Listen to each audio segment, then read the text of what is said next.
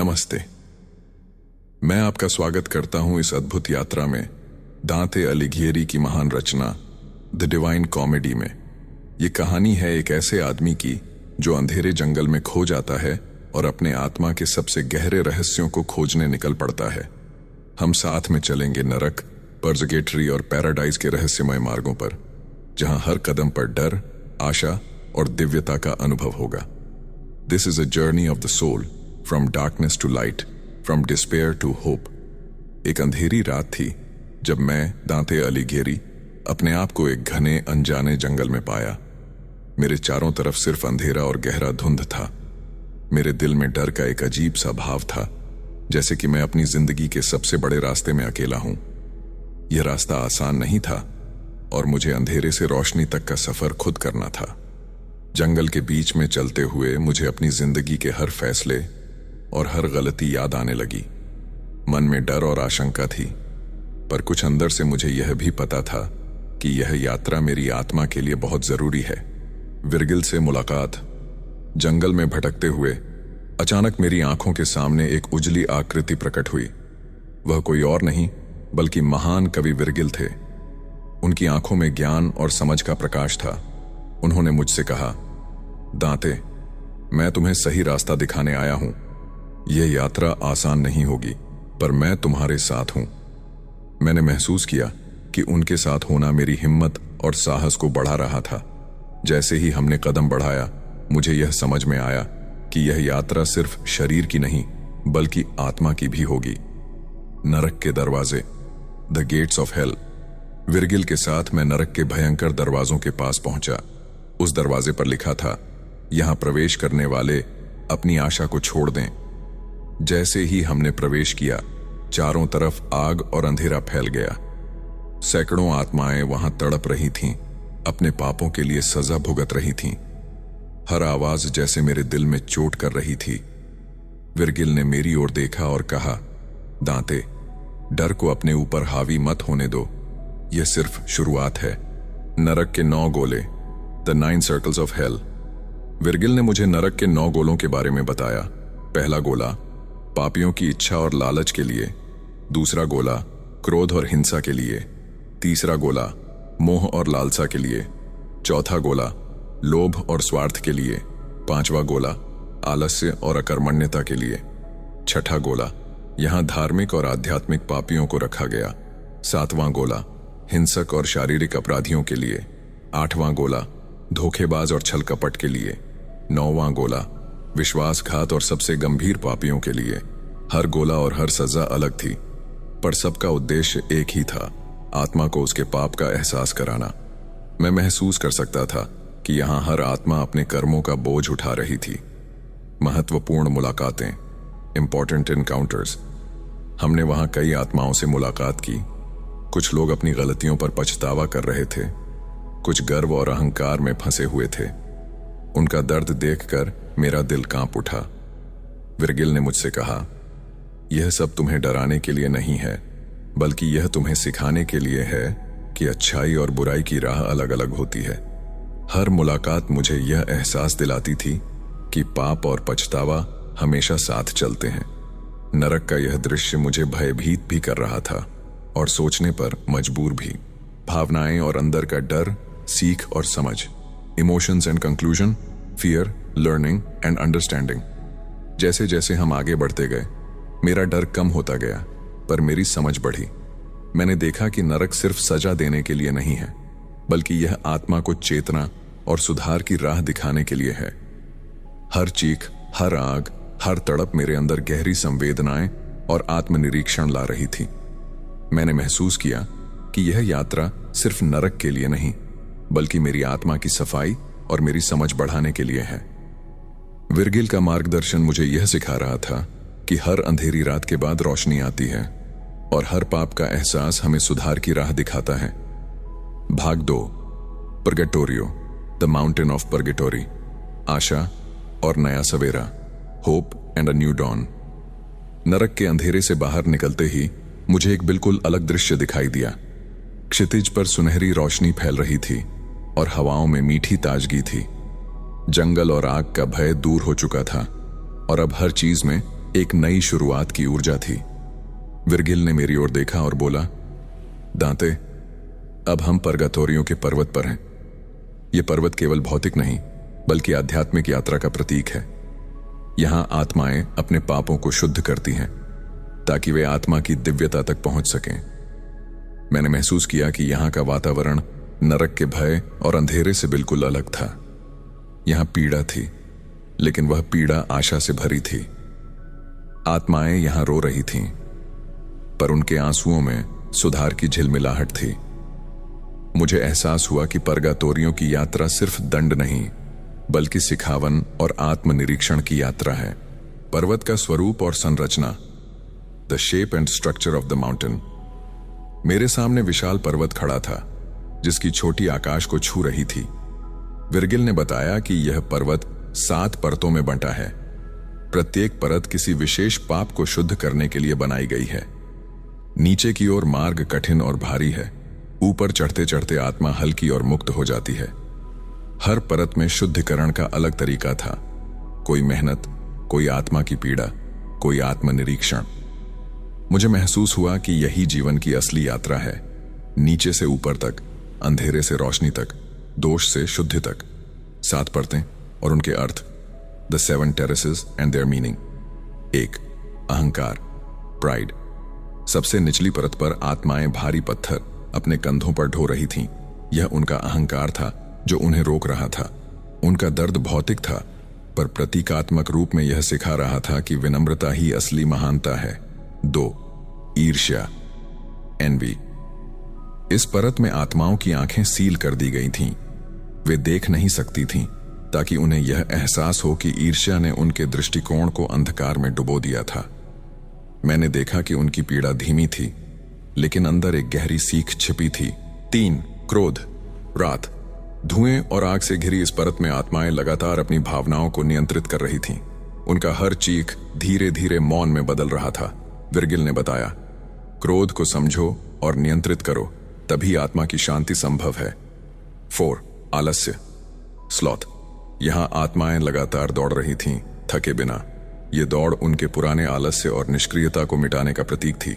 मैंने महसूस किया कि जीवन में स्थिरता और गति दोनों आवश्यक हैं, पर आलस्य केवल रोकता है। 5. लोभ और लालच, एवरेज ग्रीड। यहां आत्माएं जमीन पर चेहरा टिकाए लेटी थीं, अपने पुराने लालच को त्याग रही थीं। विर्गिल ने समझाया कि लोभ केवल भौतिक वस्तुओं का नहीं बल्कि आत्मा की सीमा और समझ को भी रोकता है। 6. भोजन की लालसा, ग्लटनी। यहां आत्माएं भूखी थीं, पर अब उनका भूख संयम और समझ का प्रतीक बन गई थी। मुझे यह देखकर एहसास हुआ कि संतुलन ही जीवन की सच्ची आवश्यकता है। 7. वासना, लस्ट। आग की लपटों में आत्माएं गुजर रही थीं। यह आग उन्हें जलाकर नहीं बल्कि शुद्ध करके आगे भेज रही थी। वासना की परत यह सिखाती थी कि सच्चा प्रेम आत्मा को शुद्ध करता है, न कि केवल शरीर को भोगता है। आत्मा का गूढ़ परिवर्तन, profound transformation of the soul. जैसे जैसे हम ऊपर चढ़ते गए, मैंने देखा कि हर आत्मा धीरे धीरे हल्की और शांत होती जा रही थी। उनकी आंखों में रोशनी लौट आई थी। उनके चेहरों पर संतोष का भाव था। यह दर्द नहीं बल्कि आत्मिक विकास और समझ का प्रतीक था। विर्गिल ने मुझसे कहा, दांते, याद रखो, यह पर्वत हमें यह सिखाता है कि इंसान पाप कर सकता है, पर उसकी इच्छा और प्रयास उसे सुधार की राह पर ले जा सकते हैं। यहां सच्चा शुद्धिकरण मन और आत्मा से होता है, न कि सिर्फ दंड से। बिएत्रिस की प्रतीक्षा, द अवेटिंग ऑफ बिएट्रिस। जैसे ही हम पर्वत की ऊंचाई पर पहुंचे, विर्गिल ने मुझे बताया कि अब मेरी अगली मार्गदर्शिका बिएत्रिस होंगी। बिएत्रिस मेरे लिए सिर्फ मार्गदर्शक नहीं बल्कि प्रेम, विश्वास और दिव्यता का प्रतीक थीं। उनकी उपस्थिति ने मेरे दिल में नई ऊर्जा भर दी, एक ऐसा प्रकाश जो आत्मा को आगे बढ़ने के लिए प्रेरित करता है। परगातोरियो का संदेश, द मैसेज ऑफ पुर्गाटोरियो। परगातोरियो ने मुझे यह सिखाया कि शुद्धिकरण केवल पीड़ा और सज्जा से नहीं आता। यह आंतरिक समझ, आत्मा की ईमानदारी और गहरी सीख से आता है। यहां मैंने जाना कि आशा की शक्ति अद्भुत है और हर आत्मा में सुधार और प्रकाश की क्षमता मौजूद है। मेरा अगला कदम था स्वर्ग की ओर बढ़ना, जहां बिएत्रिस मेरा इंतजार कर रही थीं। भाग 3, paradise, the journey of heaven. Beatrice से मार्गदर्शन, गाइडेंस ऑफ बिएट्रिस। जैसे ही मैं परगातोरियो के शिखर तक पहुंचा, विर्गिल ने मेरी ओर देखा और मुस्कुराते हुए कहा, अब मेरी भूमिका समाप्त होती है। अब तुम्हारा मार्गदर्शक बिएत्रिस होंगी। बिएत्रिस मेरे सामने प्रकट हुई, एक दिव्य रूप जिसमें प्रेम, शांति और प्रकाश का अद्भुत संगम था। उनकी आंखों में स्नेह और सच्चाई का तेज था। मैंने महसूस किया कि उनके मार्गदर्शन में मैं केवल ऊंचाई की ओर नहीं जा रहा था, बल्कि आत्मा की असीम दिव्यता की ओर बढ़ रहा था। बिएत्रिस ने कहा, दांते, स्वर्ग की यात्रा केवल दृष्टि से नहीं, बल्कि समझ, अनुभव और आत्मा की गहन अनुभूति से होती है। तुम्हें हर स्तर पर सत्य और प्रेम का अनुभव करना होगा। स्वर्ग की संरचना, द स्ट्रक्चर ऑफ हेवन। बिएत्रिस ने मुझे बताया कि स्वर्ग 9 आकाशीय मंडलों में विभाजित है। हर मंडल एक विशेष गुण और आध्यात्मिक सिद्धि का प्रतीक है। यह मंडल सिर्फ भौतिक नहीं, बल्कि आध्यात्मिक ऊर्जा और दिव्यता के स्तर हैं। एक, चंद्रमंडल, मून स्फीयर। यहां आत्माएं वे हैं जो अपनी प्रतिज्ञाओं में निष्फल थीं। मैंने महसूस किया कि यहां भी अनंत प्रेम और दया का असर है। उनकी शांति मुझे यह सिखा रही थी कि विश्वास की कमजोरी को भी समझा जा सकता है। 2, बुद्ध मंडल, मर्क्यूरी स्फीयर। यहां वे आत्माएं हैं जो समाज सेवा और अच्छाई के लिए प्रयासरत थीं। उनका प्रकाश मुझे दिखा रहा था कि मानव प्रयास हमेशा दिव्यता की ओर एक कदम है। 3, शुक्र मंडल, वीनस स्फीयर। प्रेम और स्नेह के लिए समर्पित आत्माएं यहां रहती हैं। मैंने महसूस किया कि सच्चा प्रेम केवल भौतिक आकर्षण नहीं, बल्कि आत्मिक जुड़ाव और सेवा का भाव है। 4, सूर्य मंडल, सन स्फीयर। ज्ञान और शिक्षा के महान संत और दार्शनिक यहां हैं। उनकी आत्मा से निकलने वाली ऊर्जा मुझे ज्ञान की दिव्यता का एहसास करा रही थी। 5, मंगल मंडल, मार्स स्फीयर। वे आत्माएं जो धर्म और सत्य के लिए लड़ती रहीं, यहां स्थित हैं। उनका उत्साह और साहस मुझे प्रेरणा दे रहा था कि धर्म और नैतिकता की राह में स्थिरता आवश्यक है। 6, बृहस्पति मंडल, जुपिटर स्फीयर। न्याय और विवेक के लिए समर्पित आत्माएं यहां हैं। मैंने देखा कि दिव्यता में न्याय का महत्व अनंत है और प्रत्येक कर्म का प्रभाव आत्मा पर पड़ता है। 7, शनि मंडल, सैटर्न स्फीयर। संयम और तपस्या के साधक यहां हैं। उनकी शांति और स्थिरता मुझे आत्मा के अनुशासन का गहन ज्ञान दे रही थी। 8, तारामंडल, फिक्स्ड स्टार्स, फिक्स्ड स्फीयर। यहां वे आत्माएं हैं जिन्होंने पूर्णता और दिव्यता को प्राप्त किया। उनका प्रकाश मुझे यह सिखा रहा था कि उच्चतम आध्यात्मिक स्थिति शांति, प्रेम और समझ में है। 9, प्रथम मूविंग मंडल, प्राइमम मोबाइल। यह स्वर्ग का अंतिम मंडल है, जहां ब्रह्मांडीय ऊर्जा और दिव्यता का मूल स्रोत स्थित है। यहां की गति, प्रकाश और संगीत मेरे मन और आत्मा को गहराई से झकझोर रही थी। आध्यात्मिक दृष्टि और दिव्यता, स्पिरिचुअल विजन एंड डिविनिटी। बिएत्रिस ने मुझे कहा, दांते, अब तुम केवल देख नहीं सकते, तुम्हें अनुभव करना है। आत्मा का प्रकाश, ब्रह्मांडीय आदेश और दिव्यता का स्वरूप। जैसे ही मैंने ध्यान केंद्रित किया, मुझे लगा कि मेरा मन और आत्मा प्रकाश में विलीन हो रही है। मैंने महसूस किया कि हर अनुभव, हर प्रकाश की किरण, हर आत्मा की ऊर्जा एक अद्भुत तानाशाही में बंधी हुई है। यह दिव्यता न केवल शांति देती है, बल्कि ज्ञान, प्रेम और अनंत समझ का अनुभव भी कराती है। मैंने बिएत्रिस की ओर देखा। उनका रूप अब केवल मार्गदर्शक नहीं, बल्कि सत्य और दिव्यता का प्रतीक बन गया था। उनकी आवाज मेरे भीतर गूंज रही थी, सत्य केवल बाहर नहीं, भीतर भी है। तुम्हारी आत्मा की यात्रा, तुम्हारे अनुभव और तुम्हारे कर्म, यही तुम्हें ब्रह्मांडीय प्रकाश तक ले जाएंगे। गहन दर्शन और आध्यात्मिक ज्ञान, profound philosophy and spiritual wisdom. स्वर्ग में मैंने जाना कि प्रत्येक आत्मा, प्रत्येक अनुभव और प्रत्येक कर्म का अर्थ है समानता, प्रेम और समझ की दिशा में यात्रा। यहां कोई भय नहीं, कोई अपराध नहीं, केवल चेतना का प्रकाश और अनंत आनंद है। मैंने महसूस किया कि हमारी दुनिया में भी यही शिक्षा है। प्रत्येक गलती, प्रत्येक प्रयास, हर अनुभव हमें आगे बढ़ाने और आत्मा को शुद्ध करने के लिए है। बीएत्रिस ने मुझे समझाया कि प्यार, ज्ञान और सेवा के 3 स्तंभ हैं जो हमें दिव्यता की ओर ले जाते हैं। और यह यात्रा केवल मृत्यु के बाद नहीं, बल्कि जीवन के हर क्षण में भी संभव है। स्वर्ग का अंतिम दृश्य और अंत, the final vision of heaven and conclusion. अंततः मुझे ऐसा लगा कि मैं ब्रह्मांड के केंद्र में हूं, जहां समय, स्थान और पदार्थ का कोई अस्तित्व नहीं है। हर आत्मा एक प्रकाश की तरह चमक रही थी और ब्रह्मांडीय संगीत मेरी आत्मा को नाचने पर मजबूर कर रहा था। बीएत्रिस ने मेरे कान में कहा, दांते, यह दिव्यता केवल देखने के लिए नहीं, अनुभव करने के लिए है। याद रखो, सच्ची यात्रा केवल आत्मा के भीतर ही पूरी होती है। मैंने गहरी सांस ली और महसूस किया कि मेरी यात्रा पूरी हुई। अंधकार से प्रकाश, पाप से शुद्ध, भय से प्रेम तक।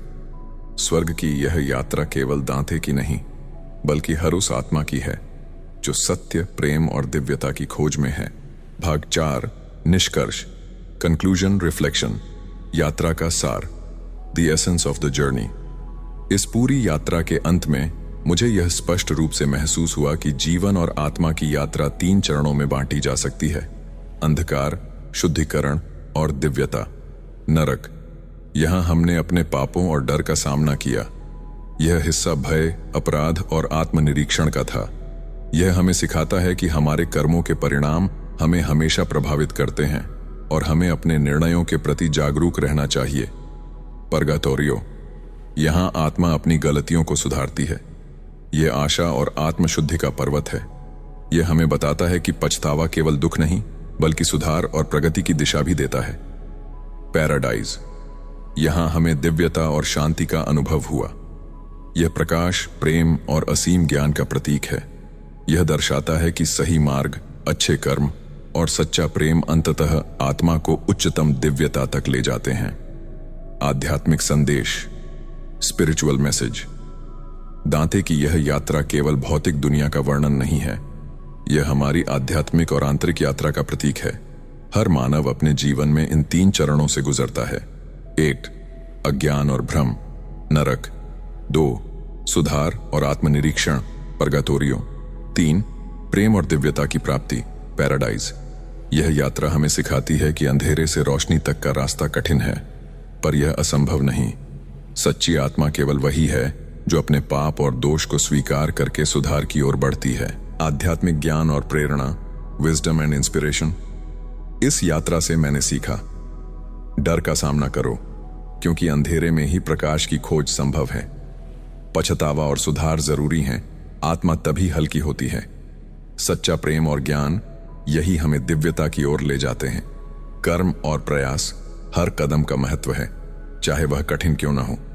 जैसा कि बीएत्रिस ने कहा था, सत्य केवल देखने से नहीं, अनुभव और समझने से मिलता है।